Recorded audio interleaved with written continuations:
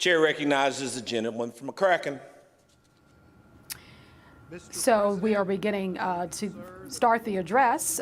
We've gotten some of those measures out of the way, and now we're waiting for the governor to enter. The Senate president will come in just a moment, and as we talked earlier, that the governor is going to be coming in a side entrance just because of COVID protocols. So as we were saying before about what to expect, optimism, an optimistic tone, a tone of bipartisanship. What else should he do tonight, Chairman Brown? I think those are the things that if I were scoring him, those are the things I'm looking for. He's got to talk about bipartisanship. As Amy said, he's dealing with a supermajority, both chambers, supermajority Republican legislature. He's got to be able to make some friends and talk about the wins that they've all had. And I think, this is working together, bringing that in, using, and I hate to use a crisis at that moment, but we have all come together during these points and to kind of bring that in. But there has been some heavy criticism of the governor and how he's handled COVID, and it's come from Republican ranks. So are there some mending of fences to happen here, Amy Wycliffe, extending an olive branch perhaps to say, I want to work maybe better with you than I've done before? I think so. I think if he tries to do that, we'll see how long it goes. We're also going into an election season. Yeah. So I think that's important to consider too. Right. And as you mentioned, the supermajority, it's very important. And here is Governor Andy Beshear. Safely from home, including Kentucky's First Lady and toy drive superwoman, Brittany Beshear, and our children, Will and Lila. And of course, Virginia. Thanks for being there for the people of Kentucky once again. I am humbled to stand before you tonight to deliver my third State of the Commonwealth address. In many ways, this address feels both the toughest and also the most exciting. We come into this new year with excitement and optimism, with an economy booming like never before.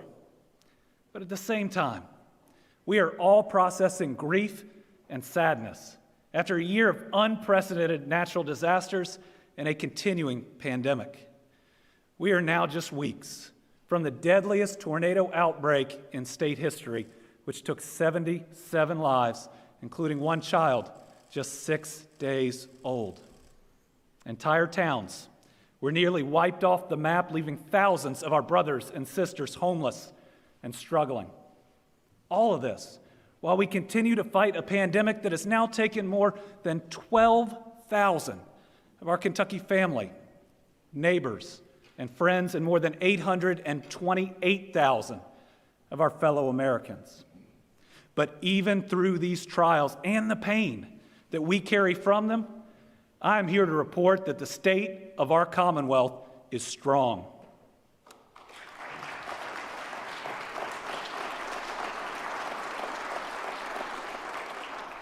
And I am confident, even certain, that our time, Kentucky's time, is now. Our Commonwealth is strong.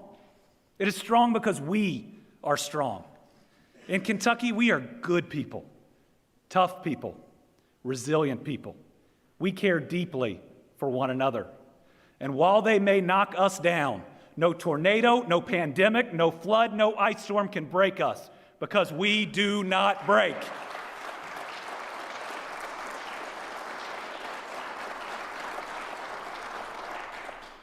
All of America, and indeed this entire world, has now seen exactly who we are. Neighbors who open our homes and our hearts to one another.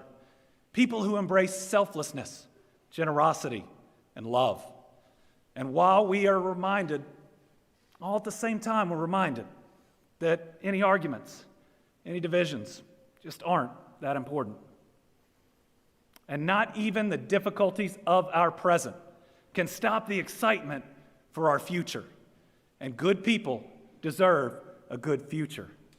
Folks, our time is here. Kentucky is no longer a flyover state. We are the destination.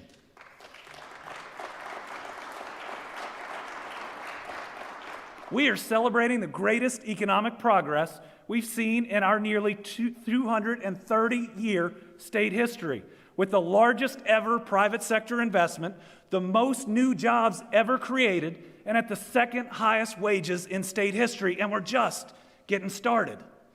So we'll talk more about this exciting time, our time. But first, Let's address our trials and our tragedies. 2021 was marked by the loss of far too many of our friends, family members, and neighbors. Everyone lost someone, maybe multiple someones over the last year.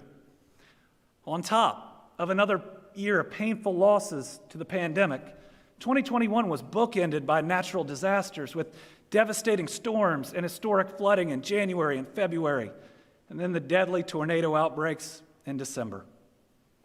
After each of these disasters, I visited the communities that were suffering to see the damage myself and to listen to the stories of our families. I traveled to a warming center in Ashland during the ice storm, and I found a friend of mine sitting in the corner with his dad, whose dialysis machine was plugged into the wall. I watched as volunteers brought in meals and a medical team from King's Daughter arrived and walked family to family to make sure everyone was okay. 1 month later, that same warming center was underwater as record flooding hit parts of eastern Kentucky. Days later, I went to Beattyville, which had been almost completely submerged. I listened to one of our county judges describe an amazing helicopter rescue by our National Guard. So let's take a moment to thank the National Guard for their heroic efforts this year. I am proud to be your Commander-in-Chief.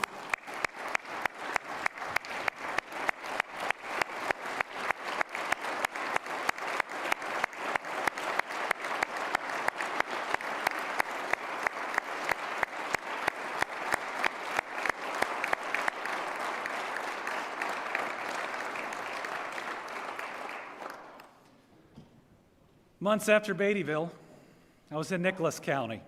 A historic flood had taken homes clear off their foundation. Red X's painted on their doors as a painful symbol that people could not return to their homes.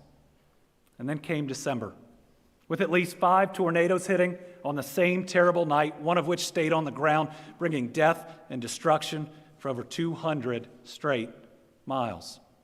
The stories of that night are tragic, but they're also heroic. I met a farmer in Taylor County who pulled multiple neighbors from their basements of their collapsed home, clearing out just enough debris to pull them out. He told me one family called out, "Please, don't leave us," and he didn't.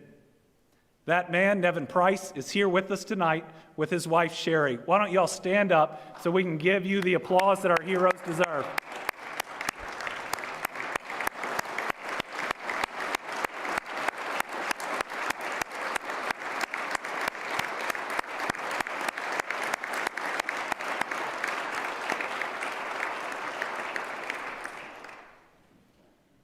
Jeremy Creason couldn't be with us tonight. Jeremy is the chief of the fire department in Mayfield. He was among the first on the scene after a tornado leveled a candle factory with dozens of workers inside. I remember talking to Jeremy, the mayor, the police chief, just after midnight on that most difficult night as they worked to save so many lives. So to all our first responders, the people of Kentucky, thank you.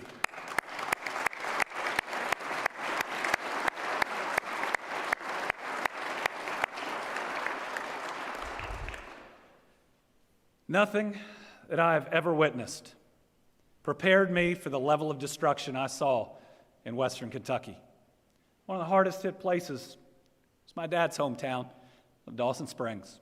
This is a place I know, a place I love. This was always a safe place for me where my family sat on my grandparents' porch and sang hymns. Miraculously, that porch still stands, but 1 block away, everything is gone. 17 people from a town where bad things don't happen were lost. My faith teaches me that while we struggle to understand the whys of human suffering, we can see the presence of God in the response. Scripture tells us, bear one another's burdens and so fulfill the law of Christ. We saw that in the actions of our people and in the outpouring of love and support from around the world. People from all over, many with little or no personal connection to Kentucky, have pledged millions of dollars to help recovery and have volunteered thousands of hours. Many others including Lieutenant Governor Coleman, folks from the executive branch and LRC alike, rolled up their sleeves to give blood at drives like the one sponsored here at the Capitol. And when the First Lady started a toy drive, gifts poured in and piled up by the hundreds of thousands to make sure these kids who had been through so much could have a great Christmas. I know you're at home, but Brittany, I am so proud of you.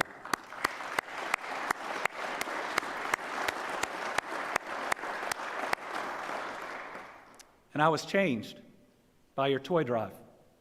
Passing out those toys and visiting with those families, I had at least two special moments I want to share with you tonight. One was when I was joined by Coach Cal and Samaritan's Feet to hand out shoes. A young boy lit up as I pulled out the brightest, bluest pair of sneakers. He immediately asked if he could put them on right there, right then. We got him on him, and he jumped up and began running around, showing pure joy in a pair of shoes, just days after devastation. And then there was Kara McKnight, a special girl I met at the Christmas celebration at Penny Ryle Park. It had been a tough month for her and for her family. She had lost her older brother Logan around Thanksgiving, and then she lost her house in the tornado.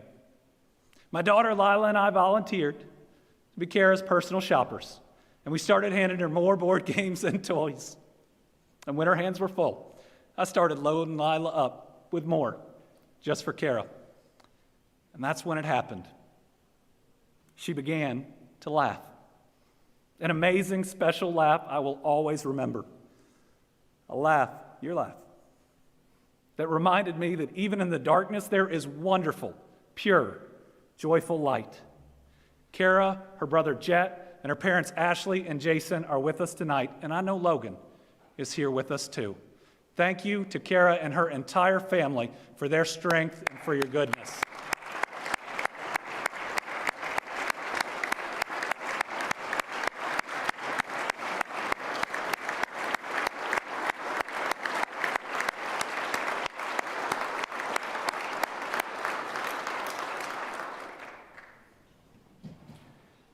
The courage and the compassion that Americans have shown for one another during our plight fills me with pride at being your governor and fills me with certainty that we as Team Kentucky have what it takes to meet this challenge.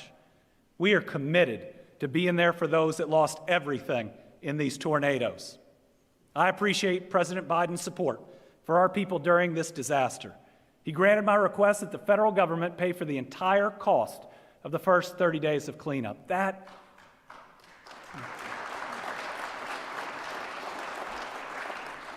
is a huge help, and I've requested an extension because there is so much more that needs to be done. As part of that effort, I'm working with House and Senate members on fast-track legislation to help our impacted families. This legislation directs $150 million to help our communities rebuild. Another $50 million would go to the region schools to help them recover and to get ready to provide the best education for the kids there. It provides additional tools to bring and keep jobs in these communities. And it shows that we, Democrats and Republicans, House and Senate, executive and legislative branches, will stand with these families. We will.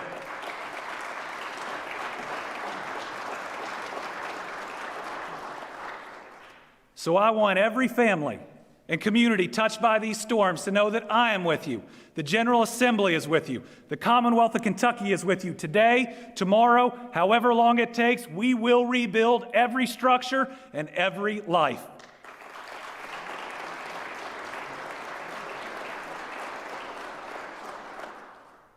Now, we cannot talk about the state of our Commonwealth without addressing the ongoing COVID pandemic. As I noted earlier, we've lost more than 12,000 of our fellow Kentuckians to this evil virus. The nationwide death toll has surpassed 828,000. Those are 828,000 children of God missed and mourned by the communities and those who love them. And right now, we are seeing a severe, unprecedented escalation of cases due to a new variant we must take seriously. In fact, at nearly 10,000 new cases, Today is the most new cases we have had in any single day in the pandemic. Yet, even with these concerns, I remain convinced that we can and we will beat COVID. Because in 2021, we gained the tools and the knowledge we needed for victory. And in a point of pride we should all share, Kentucky and our people continued to take a leading role in this worldwide battle. In late December 2020, I visited U of L Health as the very first COVID vaccines arrived, delivered by one of our very own UPS employees. Later, I visited UPS Worldport. The workers there, proud Kentuckians and maybe a few misguided Hoosiers, continue to ensure these life-saving shots of hope reach people here, throughout America, and around the globe. The testing and vaccine protocols developed here in the Commonwealth with the help of partners like Kroger and Gravity Diagnostics have gone on to become national models. Think about it. In a little more than a year, we built the most robust testing and vaccination networks in human history. It was called the greatest logistics challenge since World War II, and we got it done. In just over a year, we vaccinated over 62% of every man, woman, and child in the Commonwealth, something that's never, ever been done before. And right now, people can drive or even walk to multiple locations where they can receive free of charge COVID testing or a vaccination or a booster. Get your booster. We still need many more of our people to choose to get vaccinated and boosted. But we can and should take pride that our vaccination rate has consistently been in the top 3 of our region, and now nearly 75% of all Kentuckians 18 and older have received at least their first shot of hope.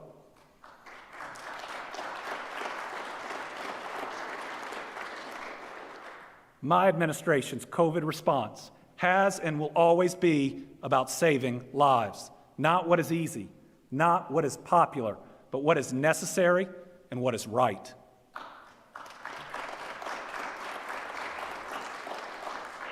That's why we were one of the very first states to prioritize vaccinations for our educators. It's how Kentucky was one of the first states to return to in-person instruction in every single school district. The rest of the nation later adopted our approach. And as our kids went back to in-person learning, they had the support of the First Lady's coverings for kids. That ensured that students across the Commonwealth had a mask to wear to protect them as they learned. Individuals and businesses, including Ford Motor Company and Humana, donated more than 2.4 million masks. Folks, COVID is our Spanish flu. It is our plague. But we are strong enough to defeat it no matter how long it takes. Yes, in 2021, we faced a one in every 100-year pandemic. That's the challenge of our lifetime. On top of that, we've dealt with flooding, ice storms, and deadly tornadoes. Still, we never took our eye off the ball and worked every day to build a better future for my kids and yours. Along the way, we shattered every economic development record in the books. We attracted $11.2 billion in private sector investment. Even better, these investments will create more than 18,000 quality jobs in each and every one of your districts. And how about this one? In September, we landed the largest single investment this state has ever seen at nearly $6 billion and 5,000 new jobs. Ford Motor Company and its partner SK Innovation are going to build the nation's largest electric battery plants right here in Kentucky.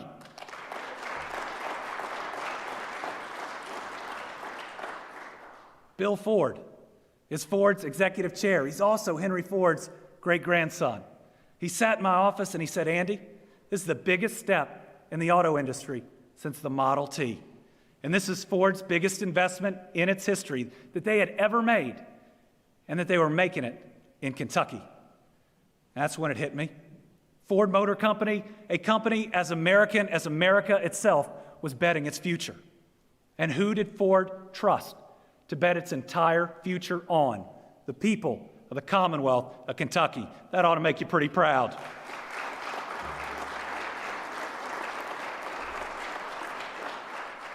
And it's not just Ford.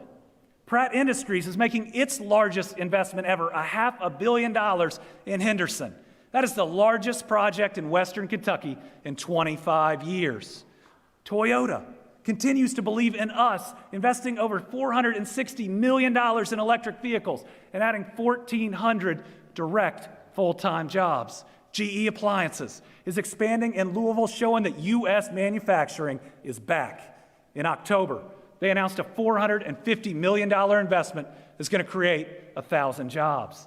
Amazon operationalized its new $1.5 billion air hub, creating 2,000 new jobs in northern Kentucky.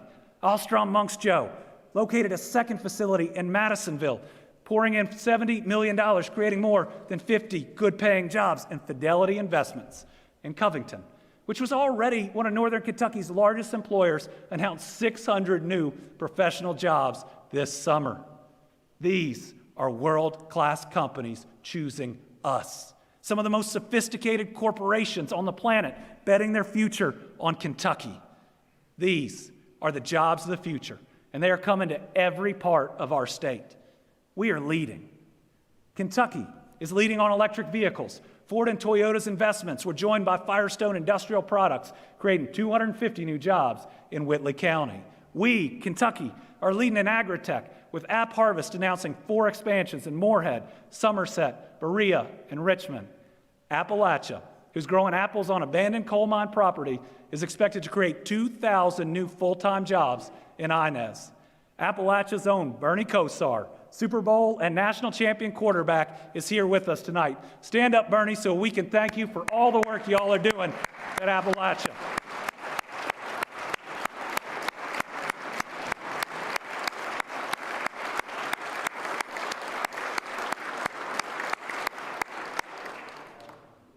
Along with them, Fresh Harvest continues to grow in Stanford, and EnviroFlight is thriving in Maysville. Other high-tech companies made great strides, including Ragent in Moorhead, which expanded its mesh telecommunications system, and Novellus, which opened its first new facility since 1982, investing over $300 million in Todd County. Kentucky was already the leader, the worldwide leader, in bourbon production. But in 2021, we saw the industry continue to expand, both in production and tourism. We welcome revivals like the Dant family and Log Still. We celebrated exciting new players like Horse Soldier Bourbon in Somerset. These folks are the real deal, real American heroes who chose us. They're investing hundreds of millions of dollars in Southern Kentucky to build something really special. We also applauded as stalwarts like Four Roses and Heaven Hill cut ribbons on expanded visitor centers. And I must say, a very personal and special thank you to Secretary of Commerce Gina Raimondo, who I personally worked with to remove harmful bourbon tariffs and ensure a bright future for our signature industry. So as you can see, the incredible economic leaps that we're taking aren't just confined to a few counties or a few cities. And my pledge is that everyone will share in the coming prosperity, especially those in the regions or in the neighborhoods that are far too often left out. Let me give you one of my favorite examples. A month and a half ago, I returned to Beattyville, this time not for a natural disaster, thank goodness, but to welcome Lion First Responder back to the community. Lion, which had reopened its PPE manufacturing in the community, did so in the same building the company left in 2010. What I saw that day was not just hope, it was progress, and it was a step towards prosperity. So here with us tonight, representing Lion, are Diane Best and Patty Barker. Let's thank them for investing in our Kentucky communities.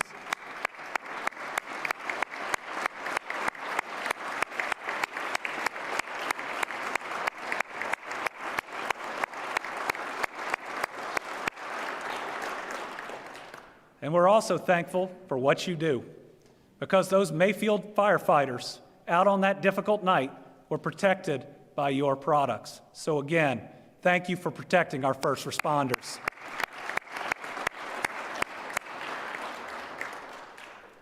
So after a record year, one where we won, and we won, and we won some more, where do we go? The answer should be simple: forward. With all that we've experienced this year, we should be over the fighting, over the bickering, over the games. After this year, I'm convinced that our role in government is not to move a state right or left, but to move it forward. So this year, and in this session, we have a duty and a responsibility to make the investments that can turn 2 years of great progress into 20 years of real prosperity. In a little over a week, I will join you again to unveil a budget that does just that. Now, I believe that a budget is more than lines and numbers, it is a value statement. And my upcoming budget will reflect our Kentucky values of family, faith, community, and a deep compassion for our neighbors.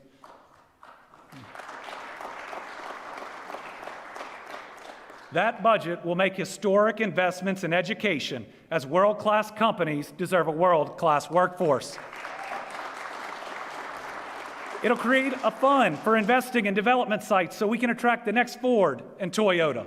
It'll invest in our essential workers, like our Kentucky State Police, our nurses, our teachers, to ensure we can not only recruit, but retain these critical jobs. It'll ensure that we remain a leader in agriculture technology in eastern Kentucky, and that we build on our pharmaceutical footprint in northern Kentucky. It'll continue to deliver on the promise of a world-class airport in Paducah. It'll continue to invest in infrastructure with more water and sewer grants. It will continue to expand the Mountain Parkway to 4 lanes, and it'll work to construct that I-69 bridge. It'll move us ever closer to the announcement, which I hope and expect that we will make next year, that we will construct a Brent Spence companion bridge without tolls.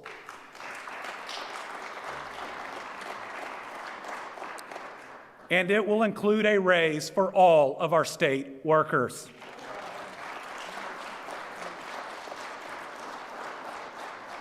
We simply cannot say that we respect and support our teachers, social workers, and other state workers while removing their pensions and not providing them a raise in over a decade.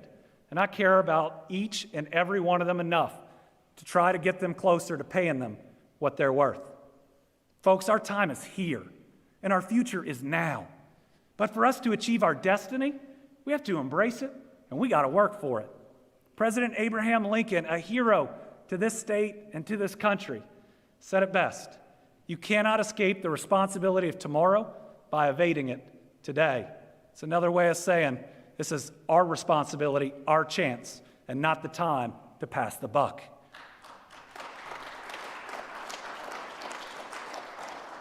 So as representatives of the people of Kentucky, we are called at this crucial moment to accept our great responsibility, maybe even our historic responsibility, to lead. I know we can agree to work together to rebuild and recover. I know that we can take the bold actions needed to move forward. Because if we choose wisely, maybe, if we choose kindly, then we can look back decades from now and say, this was the moment. This was the moment that made all the difference.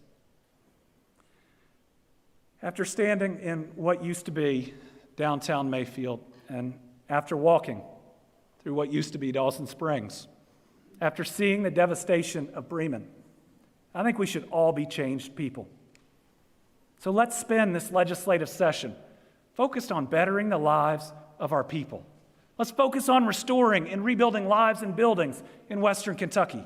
Let's focus on reducing the number of children or seniors who go to bed hungry every night. Let's focus on bringing healing and recovery to those struggling with opioid and other addiction issues. Let's focus on making sure our kids are getting the very best education. Let's work together to support our workforce to fill the jobs coming our way. And let's make sure that this incredible economic momentum reaches every corner of the Commonwealth and every neighborhood in all of our cities. And let's not devolve into anger, division, bitterness, or hate ever again.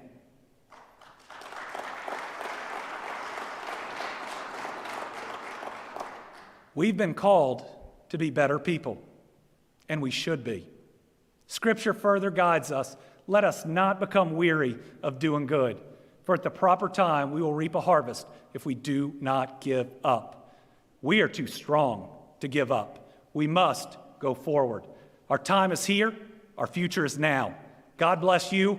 God bless the Commonwealth of Kentucky. Thank you very much.